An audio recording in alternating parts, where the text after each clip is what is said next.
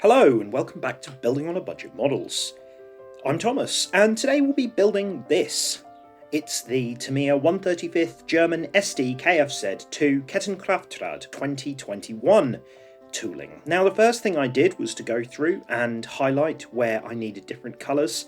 Most of the kit just put no colours for where it wanted the body colour to be used.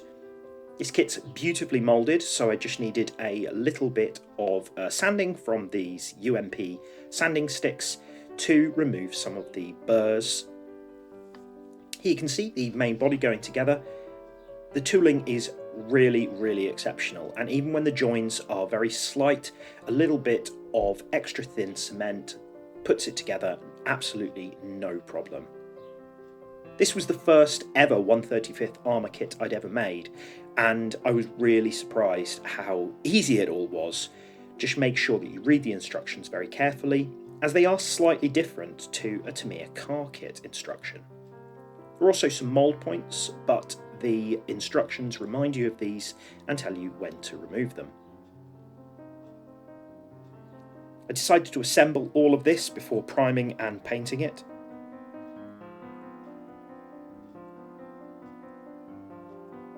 Even things like these kind of front mudguards go on really nicely. Now there's a very small photo-etched fret. Here these radiator grills, they need to be a particular way up, and then there's also a part on the sprues to help you bend them into shape.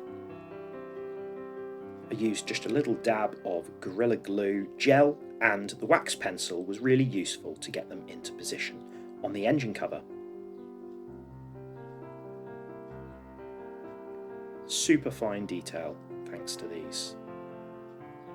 Now the kit suggests using Tamiya metal primer for this. I used the standard primer and had no problem.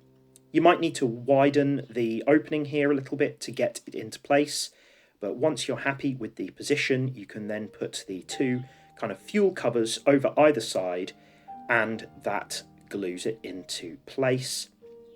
Just make sure you don't put the glue too close to the engine cover, as that will stop it from opening. You'll need it to open to add the engine later on.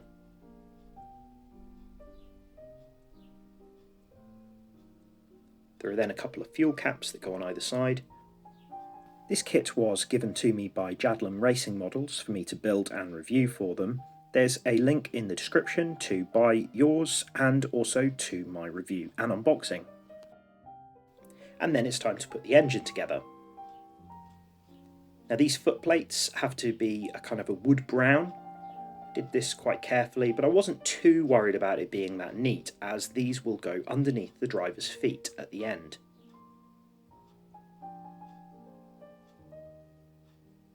The engine I did in iron with a little bit of matte black.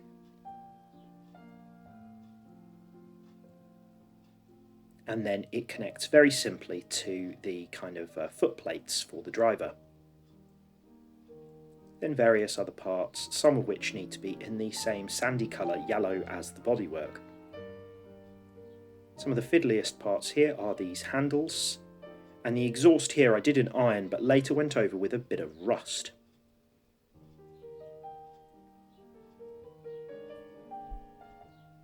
It's best to assemble this all separately, and then to add things like the seat here, which is in rubber black.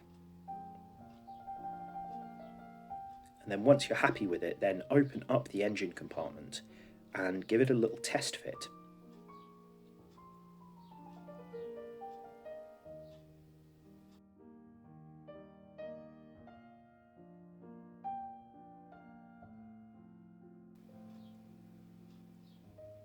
Once I was happy with the positioning, I took it out and gave it a little wash with some black Tamiya panel line accent. There are also these rear seats which need to be done in rubber black.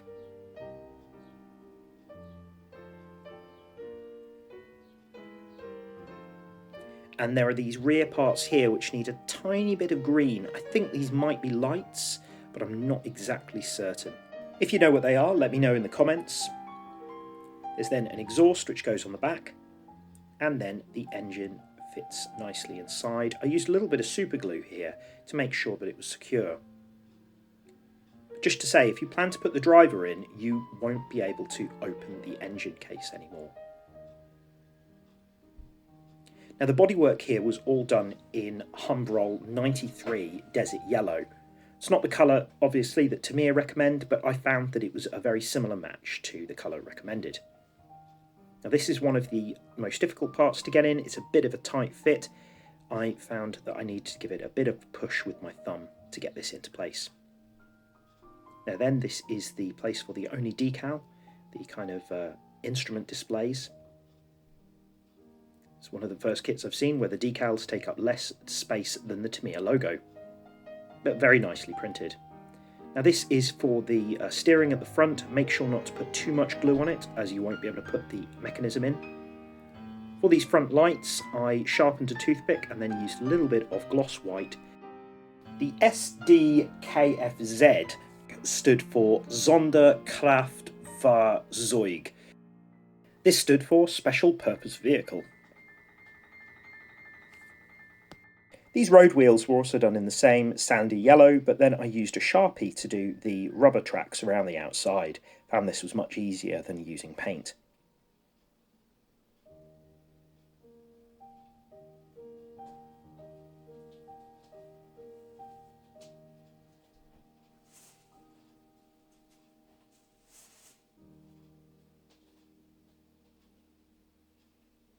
Look very carefully at the shape of these different wheels to make sure that you slot them into the right position.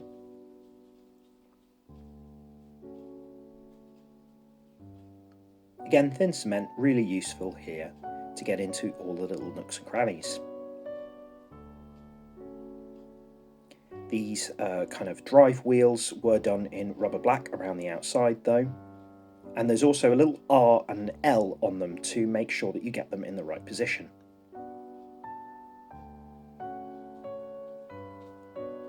Now for the tank tracks, I did them in the red-brown from Tamiya, and then I dry brushed on a little gunmetal to give them a little metallic sheen around the edges. Now read the instructions really carefully here. This was my first ever time doing tank tracks, but the Tamiya instructions were so useful that I managed to do it without making any really obvious mistakes. Tamiya give you slightly more of these tank tracks than you need, which is great in case you lose them. I lost one of the little pieces, but it meant that I had more than I needed. So yeah, count how many Tamiya recommend you use rather than just using every single one.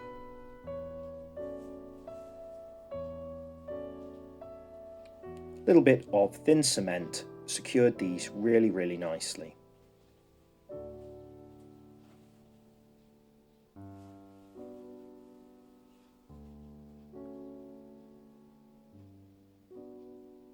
Now for these rubber blocks, I painted them in rubber black, and it recommends to use the side of the sprue like this to assemble them much more quickly.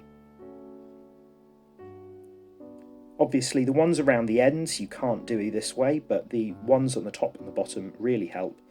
And then you repaint the burrs with a little bit of rubber black afterwards, and then these clip into place really nicely.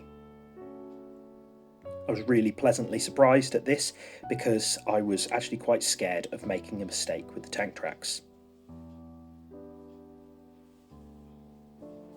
Now these mud guards don't secure that well, so superglue might be useful, and be very careful with the rear tow hook here.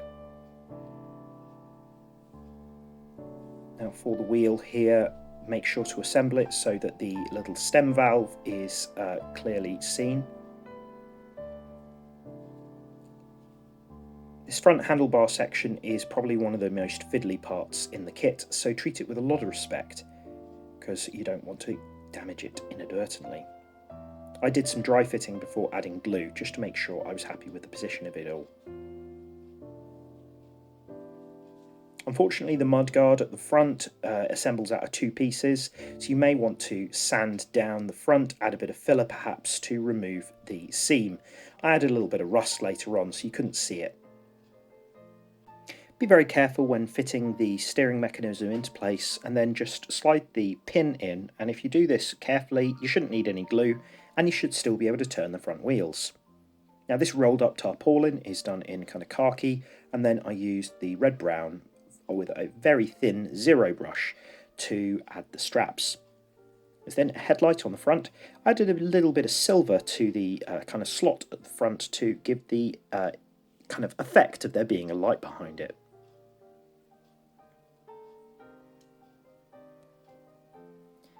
Now the rear trailer goes together very simply.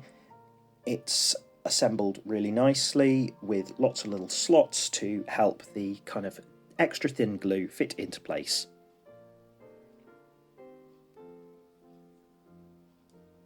You can either choose to leave this open, or there is also another tarpaulin to go over the top.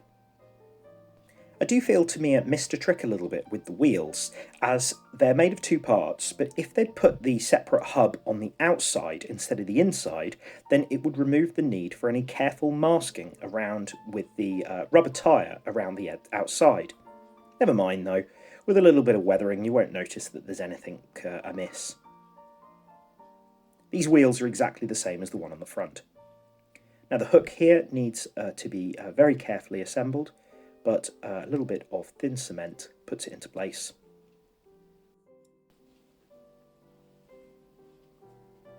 Again, the tarpaulin is done in khaki. I'll add a little bit of a wash to this later to add some shading to it. Just be really careful, and these should clip together with no problem. Obviously glue them if you'd want to. Now I did the colours for the soldiers correctly like this, but you shouldn't assemble the driver outside the vehicle basically. I found that I couldn't get him into the seat, so I then pulled him back apart and then assembled him kind of in the seat. Now this means that I won't be able to open the engine compartment, so if you want to show off the engine, then don't put the driver in place. I didn't glue him to the seat, but I kind of built this up and used a little bit of thin cement to glue him together.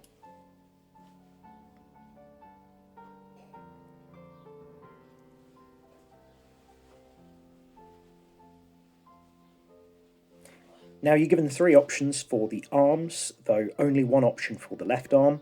So I positioned this kind of very carefully and didn't glue the hand to the steering mechanism. But for the right arm you're given one which is kind of balanced on his lap and the other one which is on the steering. I decided to put it on his lap. Little bit of panel line accent kind of picked out the fingers and other details, kind of muddied up his uniform as well. For the other soldiers I painted them on the sprue and then assembled them separately, adding any extra paint following this. These will go together really nicely. There's lots of little detailed extras to add, and there's a selection of helmets or caps. I did one in the cap and the other one in a helmet. For the display base I did it in ochre and then dry brushed on some matte brown. And then added this kind of machine gun, kind of just balanced it on his shoulder. And there we are. I enjoyed making this kit. Thank you very much again to Jadlam Racing Models for providing this for me to build and review. Let me know in the comments how you think I got on, and what sort of kits do you think I should make in the future. Remember, the link to buy this kit is in the description below, as well as my review and unboxing. Thank you very much for watching today. Please do like, share and subscribe, comment below, and I'll see you soon.